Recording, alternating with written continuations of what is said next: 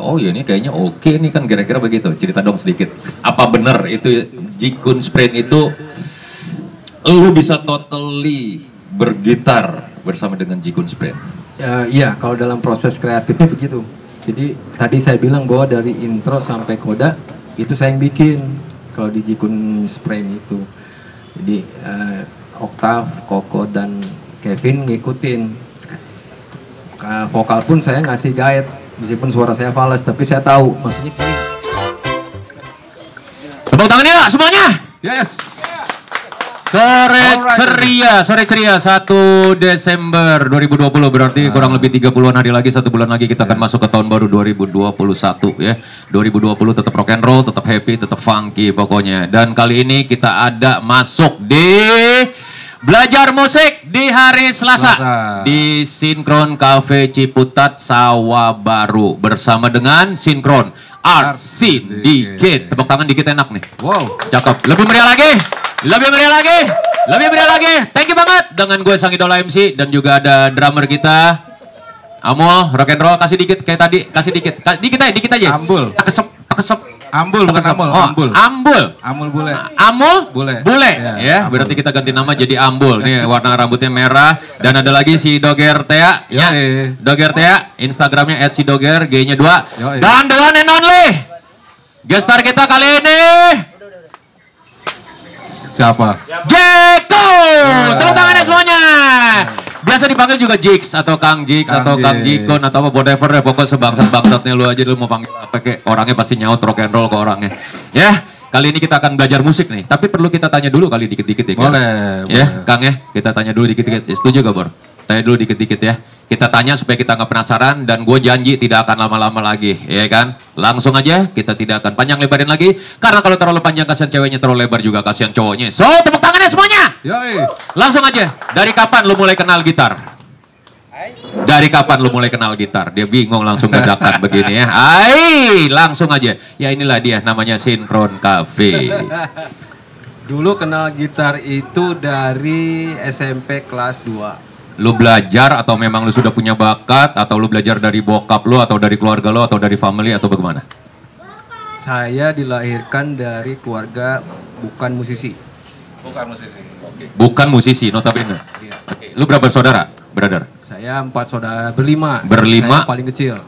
Oh, lu paling bontot. Ada yang jadi musisi gak abang-abang lu atau kakak lu semua? Nggak ada. Nggak. Oh, cuma lu doang? Iya. Wow, oke. Ini keren banget.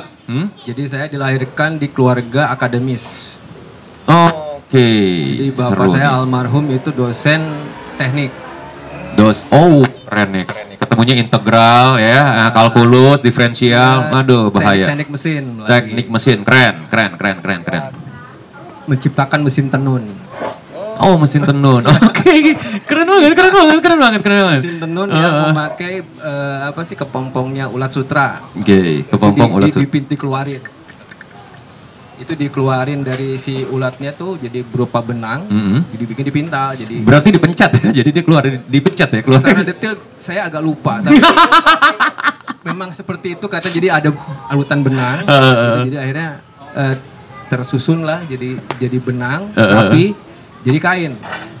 Itu alatnya sampai jadi itu dia bikin. Luar biasa sekali. Seru banget. Ibu saya ibu rumah tangga biasa. Seorang ibu rumah tangga, oke. Terus pernah ada usaha keripik tempe dulu. Oh, itu enak banget loh. Sekarang dibawa nggak nih? Sudah pensiun. Oh, sudah pensiun ya. Tapi diwarisin nggak? Mungkin sama istri lo atau mungkin sama kakak-kakak lo, abang lo? Sampai detik ini dia alhamdulillah masih sehat dan tidak mau berbagi. Itu gue nggak tahu juga kenapa itu. Nggak apa-apa, biasanya nyokap memang penuh misteri ya. Tapi yang pasti nyokap sayang sama anak-anak ya. Nanti suatu hari dia akan panggil, mungkin bukan lo karena lo cowok, ya? Bener gak ya? Bener gak ya penonton ya? Akan dipanggil mantu ya kan? Tuh lo kesini, gue mau turun ilmu nih. Nah di saat mama nyokap udah mulai manggil itu, mau ada urusan apapun lu cancel, lu berangkat ke mama karena ini kita akan diwarisi sebuah ilmu kuliner. Kan begitu kira-kira. Seru ya? Ya tepuk tangan untuk cerita dari cikal bakalnya seorang Jikun. Boleh ada saat ini kita lihat sebagai musisi Bapak Natasha Indonesia ya. Pokoknya gokil banget ya. Tepuk tangan ya sekali lagi. Awal band lo, lu berkompetisi atau bagaimana? Boleh cerita sedikit gak di masa-masa itu?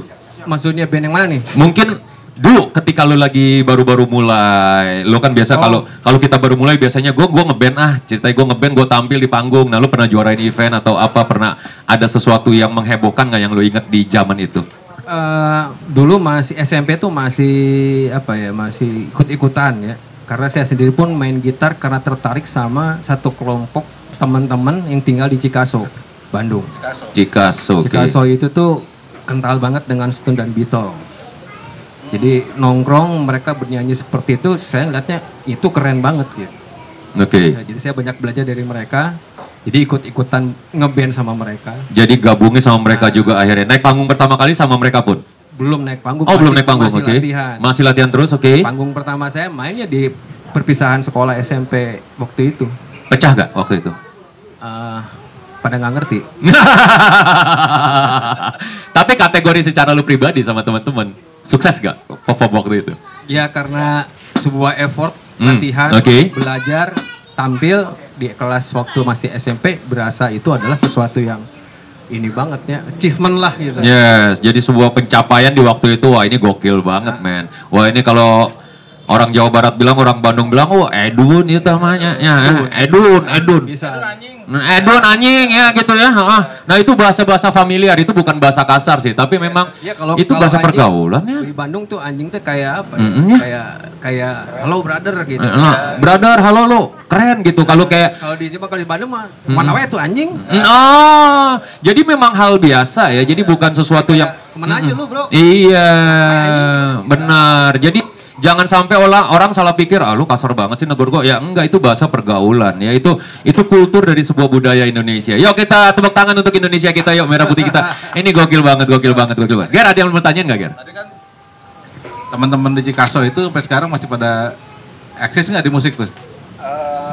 Udah enggak sih. Udah enggak. Teman-teman SMP yang dulu waktu di sana sekarang udah tidak bermain musik setahu saya ya. Jadi cuman lu doang yang sampai hari ini masih melalang dunia ya, melanglang buana ya. Oke. Kayak gitu sih ceritanya dulu. Jadi dulunya sih saya sebenarnya bukan, dulu saya suka gambar dulu. Gambar? Iya. Dia senior loh. Oh? Sama kayak lu. Goblok. Lo apa pendidikan lo? Sorry. Sarjana apa lo? Dulu waktu kecil saya menjuarai lomba gambar. Gambar alam, apa gambar teknik? Gambar anak. Oh, oke. Di Bandung waktu di SD itu saya di kecamatan gambar bobo. Siapa sih kelinci bobo itu? Oh iya, oke. Nah, di situ saya belajar gambar terus, hobinya ngegambar dulu. Hobinya ngegambar? Kelas 1 sampai kelas 6 gambar terus. Oh, sampai saya banget. bikin komik. Oke. Sampai saya bikin komik diterbitkan di Maranatha Bandung. Oke, seru banget. Udah diterbitin. Dan ada beberapa seri komik saya pernah terbitin sampai kelas 1 SMP. Dan komik itu masih ada nggak sampai sekarang? Lu nyimpen nggak bukunya? Ada, simpen. Satu judul apa satu buku atau apa? Satu buku saya simpen. Satu buku? Sebenarnya ada 8, ada berapa saya hilang. 8 judul? Iya. 8 judul? Wow, oke. Satu buku kan cuma 24 lembar kalau nggak salah. 24 halaman, sorry. 24 halaman, berarti bolak-balik ya, 24 halaman. Ini keren juga ya, Ger ya? Boleh, ini keren banget, kita nggak pernah nyangka seorang Jikun itu ternyata ngegambar ya, dan seorang komikus dan juga orang teknik ya. Orang arsitek. Jadi arsitek ya, pas ya, tukang gambar-gambar juga ya begitu ya. Tapi itu semua bias, hilang. Sempat sampai di 2003 saya masih berkecimpung di dunia arsitek. Jadi sempat masuk majalah bareng sama drummernya Edane, Fajar. Oke. Rubiknya tuh musisi yang ada pekerjaan lainnya tuh. Jadi Fajar drummer Edane tapi dia dengan Dubang. Saya gitaris riff tapi saya jadi kontraktor arsitek lah cerita pada saat itu. Jadi ini seru banget. Dan tapi sampai 2003 saya masih sempat kayak gitu, tapi setelah itu saya nggak sanggup. Karena jadwal riff juga kan banyak. Saya nggak bisa lagi bagi waktu untuk proyek, keteter. Opa juga arsitek tuh, Opa. Jadi fokus ya. Iya nih, Iya beda sih makanya. Opa juga ya. Opa juga ya. Nanti kapan-kapan ngobrol sama Opa ya. Di hari Sabtu ngobrolin nih soal kreativitas nih ya Opa ya. Oke, di Anabel. Iya nih, Opa Opa ini jadi di Sinkron Cafe ya, itu melukis juga. Berarti sama kayak lu ya, boleh dibilang 11-12. Iya beneran, serius. Enggak, ini beneran. Iya. Ya Opa, biar ke depannya nggak ada hambatan. Begitu ya Opa ya. Tuh, gitu. Iya, ini kita harus biar kasih cupang. Iya, biar kasih cupang. Ini lagi nungguin Om Jonya belum muncul. Ini ngevlog nggak jadi. Ini kan begitu kan. Oke, ini makin seru, kita tepuk tangan dulu ya untuk kita semua yuk. Nih akhirnya kita sedikit tahu ya untuk fansnya dari secara personal untuk Kang Jik ya atau Bang Jikun. Lu bisa tahu nih kira-kira ini bagaimana sedikit banyak dari pembicaraan kita hari ini belajar musik di hari Selasa ya. Sejak kapan sih lu gabung di Riff? Riff itu awalnya kan Baron awalnya dulu. Baron sama Andi itu bikin namanya bukan Riff. Tapi itu jadi dulu waktu kuliah saya punya band Andi. Kalau saya waktu kuliah tuh di Unpar arsitek bikin band sama Andi sama Magi. Itu manggungnya di kampus-kampus. Terus kalau nggak Agustusan, pas manggung di Unpar, Baron kan di Unpar juga, naksir sama Andi, karena asik lah vokalnya Andi, diajakin lah dia main untuk di konotasi positif naksirnya ya, cowok lah. Ya lanjut, ini seru nih, naksir loh bahasanya setan banget ya, naksir, orang konotasinya jelek loh ini, seru banget. Vokalis lu asik, gue boleh pinjam sok aja. Akhirnya ternyata dia bikin project buat main di salah satu kafe baru di Bandung, namanya Ohara Tavern gitu. Ya, tapi waktu itu dia main repertoarnya tuh masih all round lah, antara blues, ada popnya gitu-gitulah. Ada lagu Sting, ada lagu apa gitu-gitu. Termasuk saya penonton yang selalu hadir di kala mereka main. Support lah gitu, ngedukung sampai mabok. Oh asik, berapa persen gitu nggak usah perlu lu tahu ya, penting persenannya lu atur aja sendiri. So seru nih. Tiba-tiba Baronnya nggak ada, katanya sih dia, saya lupa deh apa ceritanya, dia tuh sekolah keluar atau bikin gigi, saya agak lupa. Jadi nggak ada gitaris. Jadi sejak itu gitarisnya ganti-ganti. Dari siapa aja yang ada. Dan waktu itu lu penonton setia ya, selalu hadir terus ya, oke. Perasaan soalnya akhirnya udah lu aja lah yang main. Ya kalau mau sama gua, tapi drummernya ganti sama Magi, jangan sama dia. Oke, tetap ngajak ya. Ini yang dibilang win-win solution. Ya, oke, setuju nih. Pada akhirnya iya, jadi Magi sama saya masuk. Terus udah, jadi saya Andi Magi ketemu lagi kan, satu band lagi. Reunian, oke. Ganti nama jadi Riff lah saat itu. Sejak itu atas kesepakatan bersama gitu ya. Oke ini. Main gitarnya zaman masuk Riff tuh emang sama dengan band sebelumnya atau emang udah style lanjutin kayak gitu? Beda waktu sebelum atau zaman kuliah kan masih masih hair metal lah dulu mah ya. Kayak Extreme, Mr. Big yang gitu. Saya ketemu dengan Riff di Oharas itu ternyata memang musim musik tuh berubah.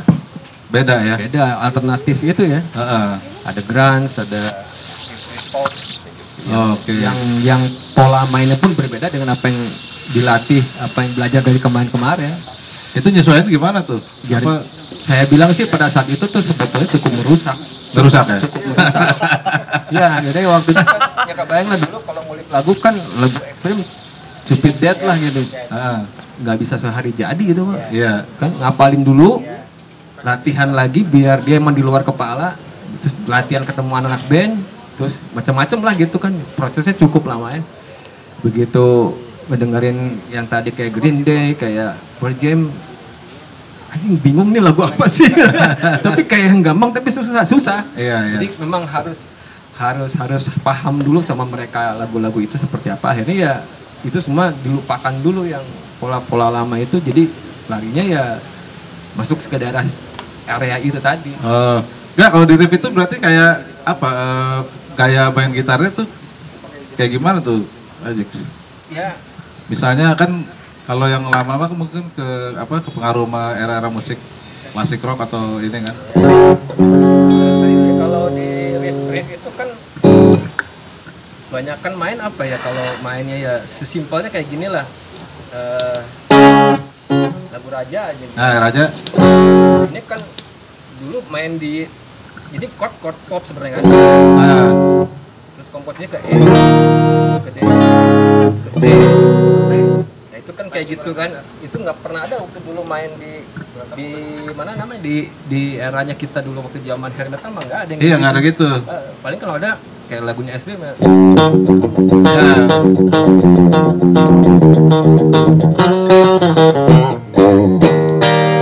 Kan G-nya gitu. Iya. Ini kan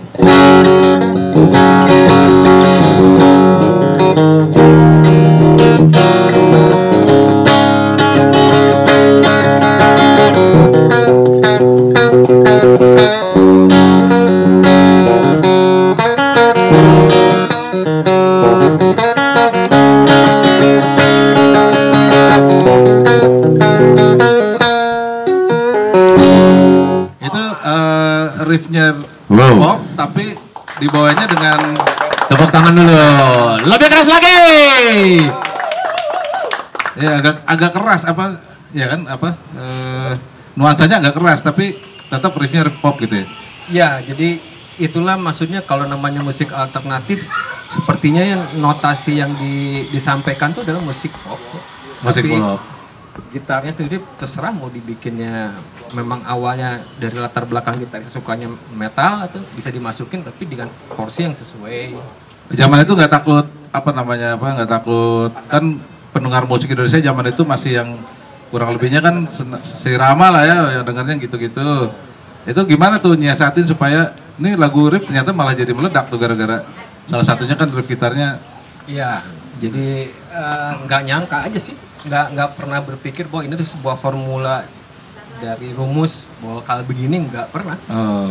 Jadi benar-benar mengalir aja sih bikin sesuatu tuh. Jadi tahu-tahu orang-orang suka ya bersyukur sih. Jadi nggak Iya. ini lu terlalu metal gini enggak, mainin aja gitu. Iya kan zaman itu nuansa terus terang riff salah satu yang beda zaman itu kan. Oh, iya, ada Inggris-Inggrisannya, ada gimana kan? Dan di zamannya itu booming banget. Booming. Booming banget. Lagu Raja itu emang menyeruak bener-bener beda tuh. Zaman itu kan emang rata-rata musik mirip-mirip tuh band-band zaman itu ya. Ya, udah gitu ditambah karakter vokalnya Andi ya. Betul Itu betul. boleh dibilang itu unik banget dan keren ya. Jadi memang cocok sih. Nah dari sisi gitar kan emang itu tadi makanya baru tahu ternyata itu riffnya riff pop tapi dimainin dengan nuansa yang keras gitu. Kalau popnya yang dimaksud oleh anak-anak itu memang jadi ada beberapa chord yang memang umum. Jadi riff itu selalu di nuansa mayor. Mayor. Jarang banget saya mengkomposisikan lagu di minor. Hmm. Jadi emang gampang ya pop itu di mayor. Mayor. Jadi kayak lagu Bunga aja contohnya. Nah, bunga. Itu kan mainnya di E minor.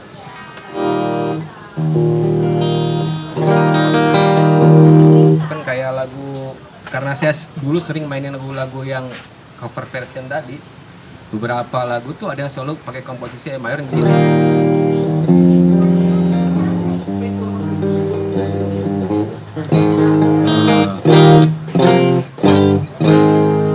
Itu kepengaruh dari Ya, yang bisa lama-lama. banyak terpengaruh dari apa yang pernah kita kerjakan waktu itu kan.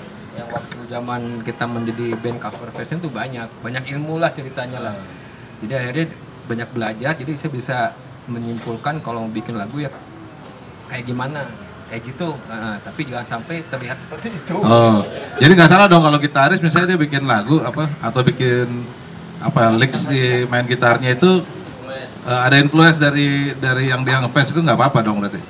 Secara teori mah bebas. Bebas-bebas aja tapi ya. begitu kamu menjadikan itu sebuah komposisi dalam gitar ya jadilah diri sendiri sebenarnya. Harus tetap beda ya. Jadi yang kayak tadi lagu Si Bunga tadi begitu saya dengerin lagi waktu dulu cepat bikin stres karena begitu di verse nyanyinya gimana caranya biar ini terdengar berbeda. Kalau saya pikir bikin seperti normalnya orang main chord tadi kayak terlalu ketebak. Ketebak ya. Tiga lagunya, YouTube apa yang chord ini. Iya, Nah, betul. saya bikin jadi kayak chordnya pakai ini. Ini bikin kayak gini.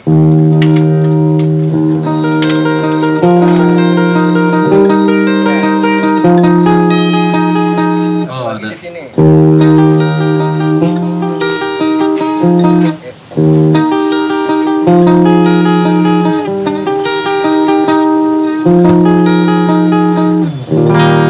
Iya, ikonik banget itu. Bener. Tepuk tangan dulu. Lagi bikin itu tuh lumayan, jadi pas di studio Doel Sumbang didengerin lagi saya sendirian ya. kalau nggak pakai tadi nggak jadi sesuatu yang menarik, saya pikir. Disitulah yang nanti saya bilang, kalau memang berangkat dari awal kita sudah punya pengen bikin lagu kayak si YouTube apa-apa terserah. Jadi begitu udah ditanggung jawab pada hal tadi kayak tadi gitu, kayaknya rasanya saya kalau bikin gini terlalu ketahuan ya, terlalu apa ya, terlalu gampang gitu ya, terlalu dibelok-belokin dikit. Jadi itulah di situ tadi saya bilang harus punya jati diri sendiri. Begitu saya mencari chord kayak tadi gitu tuh, lumayan mikir makin naon ya, nya diambilin pakai band, ini sama ini. Tapi nyermin lagu bunga tuh sebenarnya yang jadi pasti dia terbang-terbang. Itu loncat-loncat ya. Pakai seling diangkat. Oh iya. Ada kabelnya. Kirain menegangkan tuh, loncatnya tinggi banget ya kan. Itu selingnya ngumpet itu, ya kan. Kalau selingnya warnanya kuning dia akan kelihatan, wah diangkat nih begitu kan. Jadi pokoknya yang namanya dunia showbiz ya, bagaimana caranya pokoknya heboh, pokoknya orang pulang ceritanya tuh bisa sampai sebulan gitu kan. Gua habis nonton Rif nih kan begitu kira-kira. Tapi dulu emang gak nyangka Bor, jadi habis lagu Raja meledak, ya biasa kan band-band tuh satu lagu aja gitu. Tahu-tahu keluar lagu Bunga ini, apa dulu kayaknya sampai sekarang juga kalau Rif main masih suka request orang ya Bunga ya. Itu gimana tuh nyiasat ini? Ada lagu hits yang pertama itu Raja muncul terus bisa naikin Bunga ini gimana dulu? Itu sebetulnya adanya di label ya. Jadi kalau dulu itu keputusan label. Jadi label diskusi dengan si artisnya dan dia akan diskusi banyak. Jadi apa yang pertama? Jadi si lagu Raja ini sudah dikeluarkan dulu oleh kita secara independen. Sebelum itu. Naik chart. Seingat saya sih begitu. Terus tapi di chart itu tuh nggak ada nama labelnya. Jadi, nggak ada. Rif lagu Raja chart nomor 1. Tapi kalau di laporannya si MDM itu ada di pojok kanan itu ada tulisan label. Ada labelnya. Ada Musika, ada Aquarius. Nah si lagu ini nggak ada. Nggak ada. Kosongnya gitu. Nah ini yang dibawa sama Pak Ian, jadi tahu ini nggak ada labelnya nih, ditawarin lah jadi masuk label sama Sony kan. Nah begitu kita udah disuruh berhenti main, harus konsentrasi sama album, kita bikin full album akhirnya kan. Jadi cuma asalnya 4 lagu jadi 10 lagu. Itu nggak manggung-manggung tuh, udah harus kerja ke studio. Nah itu di stop dulu di radio itu tuh. Lagu itu lagu Raja di stop dulu. Diturunin dulu radionya tuh. Jakarta Bandung kalau nggak salah. Ada OS, ada apalah gitu. Udah. Ntar ada break 3 bulan apa 6 bulan saya lupa lah pokoknya. Udah secara resmi album itu lengkap, dirilis, keluarin lagi di radio lagu Raja dengan video klipnya. Dengan video klip. Dan itu udah masuk ke TV. Jadi dulu kan label kan gitu kan, kalau nggak TV radio kan. Acara-acara itu tuh terus jadi. Nah itu udah masuk chart tuh di mana di TV pun, masuk di MTV, masuk MTV Most Wanted segala macam. Ya zaman itu. Nah terus begitu mau di Payan sih udah tahu nih hit keduanya udah ada gitu. Kita masih bengong ngapain lagu kedua nggak tahu. Ternyata dia masih lagu Bunga yang kedua nanti lagu Bunga masa sih? Itu tadi saya itu lagunya udah ada stoknya tuh ya? Dia sih udah ada satu album udah jadi kan. Jadi. Cuman si Payannya udah nyimpan itu lagu bakal jadi hits kedua. Itulah maka tadi saya bilang bahwa mungkin kuping produser lebih tahu jualan ya pasar ya. Dia tahu pasar ya. Nah, terus tapi karena waktunya terlalu pendek waktu itu cuman harus setahun terus 1 album, jadi kita telat keluarin atau gimana sehingga akhirnya harus ketemu lagi album kedua.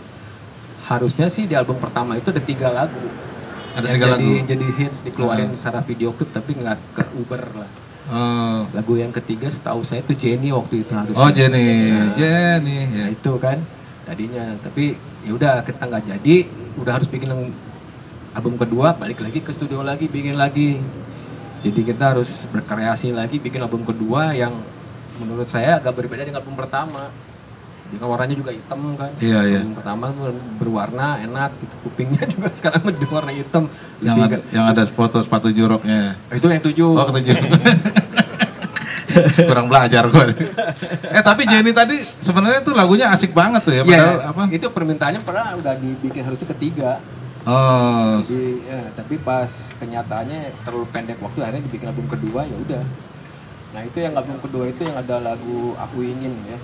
Aku Ingin terus ada lagu apa lagi ya waktu itu ya. Saya tidak lupa. Dia aja lupa berarti gue bingung boleh dong salah tadi kan. Boleh ya kan. Dunia. Iya. Dunia sih bukan itu, setelah Spider-Man kalau itu kan. Spider-Man. Album 4 apa 3. Oh iya, sampai jadi soundtrack Spider-Man ya, gila. Iya. Itu yang bikin lagu siapa, Jix? Jadi kalau di riff itu bikin lagu tuh sebenarnya semua tuh kadang dari saya, kadang dari Magi, kadang dari Andi. Kebanyakan dari Andi sih. Oh, kebanyakan Andi. Jadi dia nggak ada sesuatu yang datang ke studio itu dengan jadi itu nggak ada. Jadi kita tuh datang mentah doang. Gua ada ide kayak gini, nanti Magi ngerecokin, Andi nggak enak gini. Jadi apa sih namanya workshop tuh benar gitu.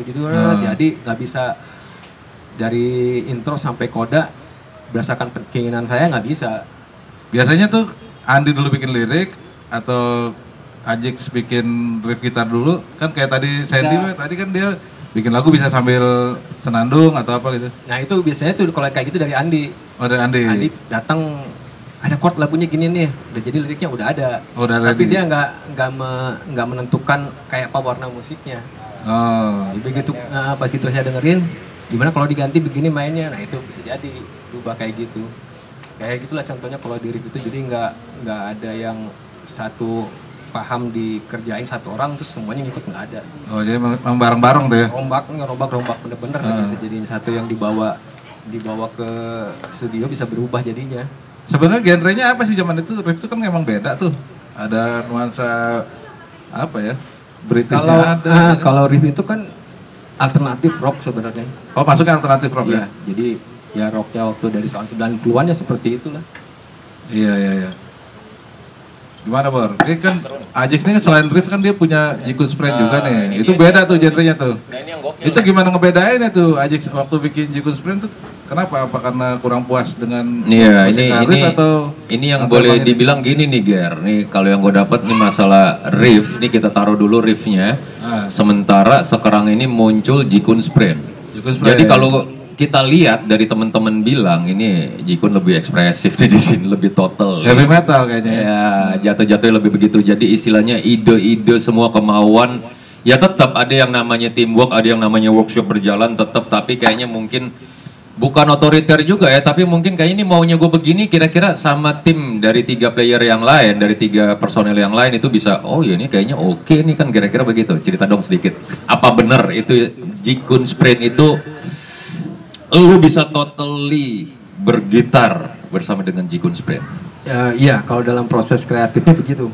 Jadi tadi saya bilang bahwa dari intro sampai koda itu saya yang bikin kalau di Jikun Sprain itu. Jadi Oktav, Koko dan Kevin ngikutin. Vokal pun saya ngasih guide, meskipun suara saya fals, tapi saya tahu maksudnya gini. Liriknya kayak lirik pun saya yang bikin.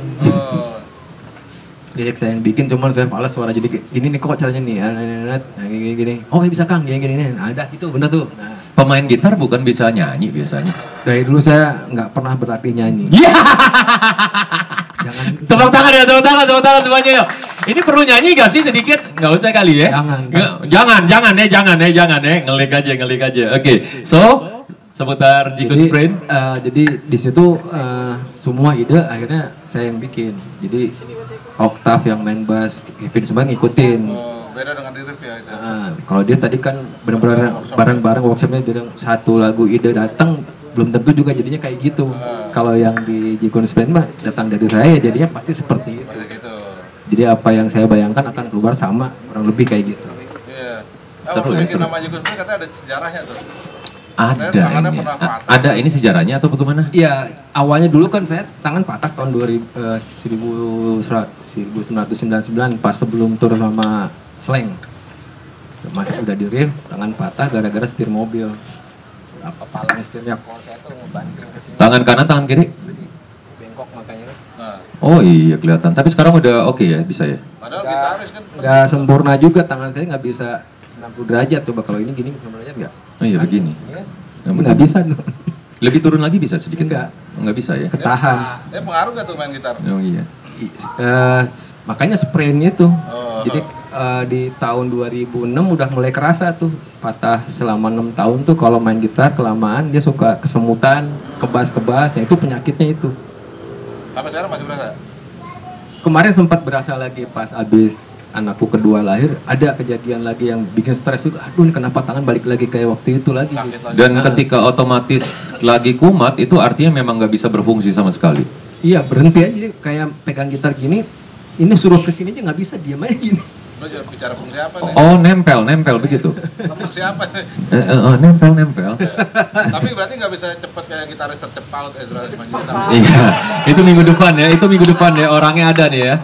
Nah ini orangnya ada nih, brother kita ini, abang kita ini nih pokoknya nih, seru banget. Ya emang ngomongnya di mana, atau di sini ya? Iya. Nah, berbicara Jikun Sprint, itu indie atau label sih? Independen lah itu, Okay. bikin sendiri. Waktu itu sih disupport sama Om Bingki ya. Oh, Minggi, oke. Sama. Siap. Halo. Ada tempatnya. Seseorang.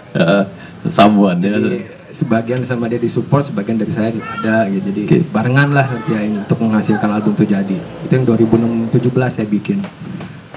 Itu diproduksi sama itu Bayu Greenland. Randu. Iya. Greenland waktu itu kan. Sama dia diedarin berupa CD dan platform digital lah saat itu. Jadi genrenya apa tuh? Jikun Sprint tuh apa namanya? Kalau kan dia iya mungkin keras tuh kan? iya mungkin heavy metal ya. Heavy metal ya maksudnya.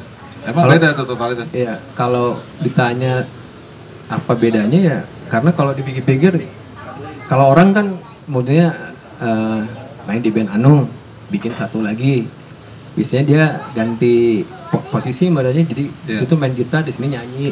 Katanya apa bedanya? Gak sana kan main gitar, gue di sini nyanyi. Kalau pasti Jikun sama Rip bedanya apa? Bingung gue jawabnya. Main gitar dua-duanya. Ya, saya main gitar dua-duanya. Nah, jadi buat Gitarnya ngebedain, gitar juga sama, ampli-nya sama, pedalnya juga sama. jadi buat ngebedain orang ini seorang Jikun lagi Jikun Sprint. Nah kan kedengarannya beda nih harusnya kan. Waktu di riff sama Jikun Sprint. Nah kalau di Jikun Sprint tuh kayak gimana? Coba